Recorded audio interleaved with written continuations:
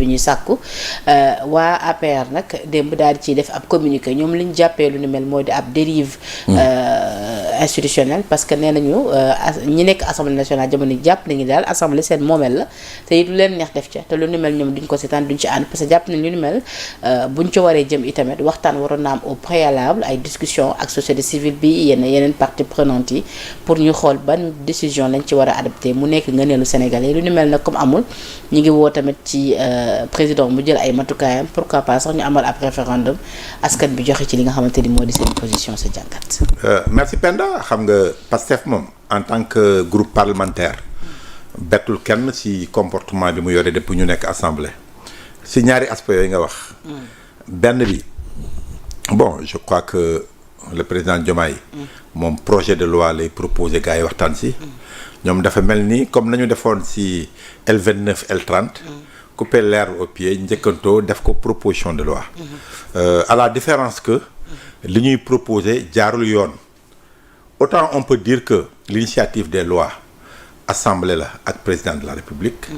mais fii quand même modifier constitution moom dafa am des règles strictes yoo xam ne dañ ko teg. assemblée amul ci benn prérogative lu dul jébbal document bi seen gis-gis le président de la République qui doit choisir la voie à utiliser. est-ce que référendum la koy defee comme ni ko kii bëggee ni ko waa APR bëggee wala boog da koy jaare à l'Assemblée nationale. mais loolu ça prend te li ma ciy gis mooy ñuy wax mooy fañ ko jaaree je crois sur l'article 69 de truc là maanaam dañu jël comme la modification maanaam un projet de loi simple ou une proposition de loi simple bu bokkul ak bu constitution jaaree ko noonu daal règle loolu moo faussé le débat mais am nañu ñoom droit jël lu mel ni loi jébbal ko président mu choisir. mais article yi ñu utiliser yoon ba ñu jaar baaxul du yoon bu baax. mais pourquoi à chaque fois dañuy reprocher aux députés. mais man nag très sincèrement je me pose la question. après bu ma déggee bi ma laajtee wax samay xarit les experts parlementaires ci li ñuy lire ci constitution bi ma gis ni c'est en porte-à-faux ak li Pastef def.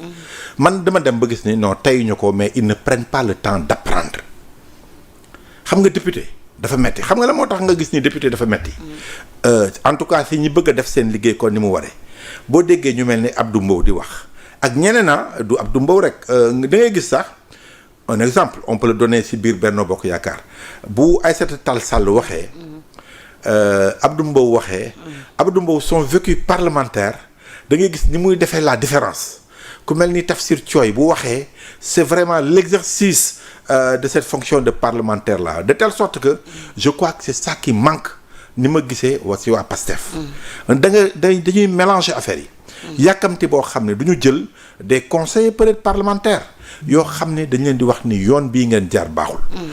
c'est valable ci ni ñu tegee Ousmane Sonko comme président de l'Assemblée nationale. ñi gis yëpp xam nañ ni jaarul yoon. dañu violer l'article 54. yeneen. L29 bi nga jël nañ ci sax d'ailleurs le conseil constitutionnel dinaa ci ñëw réponse bi ci Ousmane Sonko. nañ ci ñëw parce que loolu it vécu parlementaire ñi ma lay wax de quelques membres de l'opposition moo tax jaare wuñu ko ci règlement intérieur assemblée. comme la Aïssata Tall Sall waxoon gars yi di ko utiliser comme un argument contre elle. di wax ni l'Assemblée nationale n'a pas la possibilité de faire un recours. ña nga xam ni seen vécu parlementaire may nañ leen ko jaarewuñ ko règlement intérieur Assemblée nationale parce que aujourd'hui c'est quand même du point de vue nga jël ku mel ni président Assemblée tabb ko si noo xam ne tabboo ko le Conseil constitutionnel a son droit de regard foofu la opposant yi def recours jaare pour remettre en cause l'installation de l'autre là de Ousmane Sonko. loolu ci mën a dégg daal assemblée. c'est vrai que ils sont unis derrière le PASTEF et derrière Ousmane Sonko mais je crois que war nañoo gën a xoolaat yoon bi maintenant nag il faudrait que ñi nga xam ne ñoo war a juger yoon à savoir le Conseil constitutionnel aussi ñu am ñun confiance ci Conseil constitutionnel et man apparemment man dama am jeexi jaaxa ci Conseil constitutionnel. ah oui non dama am jeexi jaaxa parce que Penda toujours man dama naan Sénégalais yi ni ñuy néewalee doy na waar wala bokk la classe politique yaa ngi rappelé wu en 2024. dañoo jëloon Conseil constitutionnel en tout cas quelques membres accusé leen d'être corrompus. Oui. C'était vraiment ça a fait débat. Oui. ba APR ànd ak waa PDS. ñu dugal benn proposition de loi à l'Assemblée nationale pour reporter les élections, mener une enquête. Les candidats de l'opposition, en tout cas tous les candidats réunis, ont saisi le Conseil constitutionnel qui les a suivis que report du am. ñu fàtte loolu comme si de rien n'était. Ouais. Alors que ñun Conseil constitutionnel bi ñu yaakaar dem ba ay candidats di am suspicion sur des membres du Conseil constitutionnel, on fait comme si de rien n'était. ñu dem élection, le Conseil constitutionnel organisé, joxe résultat, on oublie. Quelques mois plus tard, Madiambal nous annonce de manière claire et nette qu'un des membres du Conseil constitutionnel rencontré na un potentiel candidat à l'élection présidentielle. di la Madiambal wax. Pendant 2 heures de temps, Madiambal Diagne. Jusque-là, et c'est là où vraiment, je le rappelle, les confrères doivent quand même savoir raison garder. Bu fekkee un confrère tant que tel, nu ma ne même bu dul sax un confrère bu joxe information bu am dayo noonu. yow li la war mooy demal sa ndayu mbil yi ñu contester ñu def li ñuy def ñu weddi ñu def démenti. Mais yow le confrère c'est pas à toi de démentir li nga xam ne am na par des sources anonymes. Et Madiambal keroog vraiment c'est des cours de journalisme. moom la Madiambal avec Maïmouna Ndour Faye parce que quand même ñun ñëpp xam nañu ngeen ko. source anonyme, source documentaire, source quand même source connue. source personnelle. Non manoo comparer. une source connue une source personnelle qui est là toog et une source anonyme. loolu yëpp nangu nañ ko dans notre métier source documentaire waaye ndeyu mbile bi jiiñ toog ke ñu jiiñ waxul. ñuy dem recherche naan voyager na le des na tout ça te ñoom waxuñu ñi leen di waxal waxuñu. je crois que le journaliste doit se garder d'attendre que kooku tontu te man dégguma Cheikh Ndiaye tontu Madiambal. Le Conseil constitutionnel waaf comme si de rien n'était. C'est extrêmement grave. Et depuis lors grand lu tax ci sa gis-gis Madiambal tout le temps muy def ay révélation ci kaw Ousmane Sonko te mosuñu dégg benn réplique wala benn leeral bu jëm ci wàllu mu ne te moom tout le temps da leen di défier parce que da leen di wax ne leen maa ngi fi yéen ngi fi génn leen wax.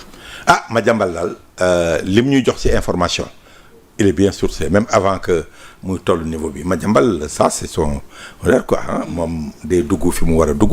en tant que journaliste. lu mu xam nag toujours Madiambal li ma seetlu mooy. xam naa ne moom ay xaritam dinañ ko moytu sax. parce que moom passion wu métier bi moo ko jiital.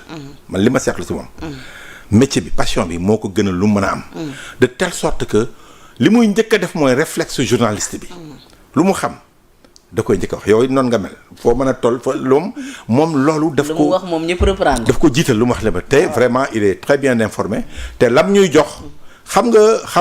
man de ci buntu page am laa toog. waaw mais bu la neexee parce que Madiambal aujourd'hui waxuma sax journaliste. mais man xam naa ne sax am na ñu nekk ci nguur gi ñoo xam ni moo leen di informer. waaw moo leen di informer posture bi mu nekk la macha allah mi ngi koy def ba pare nag nekk à l'extérieur xam nga gars yi bu ñu demee ba gis ne yow tu peux donner des informations du ñu xaar nga woo leen. ñoom dañ lay balancer ay informations. donc li ci war mooy. man li ma gis mooy. pas la Madiambal wax. mais impact bi mu am. sur la vie démocratique ou institutionnelle de notre pays. gars yi bàyyi noonu comme si de rien n'était. le conseil constitutionnel yi mu wax yëpp dëgg la am na solo mais man conseil constitutionnel mu wax mu nekk en 2 ans une deuxième accusation. après Karim Wade ak waa PDS bi ñu defoon conseil constitutionnel. ñu dem élection jox leen ko ña ñu jiiñoon ba léegi ñu continuer di siéger. man loolu laa xamul man lu muy nuru quoi. Ousmane Sonko ci sortie bi sànq parlant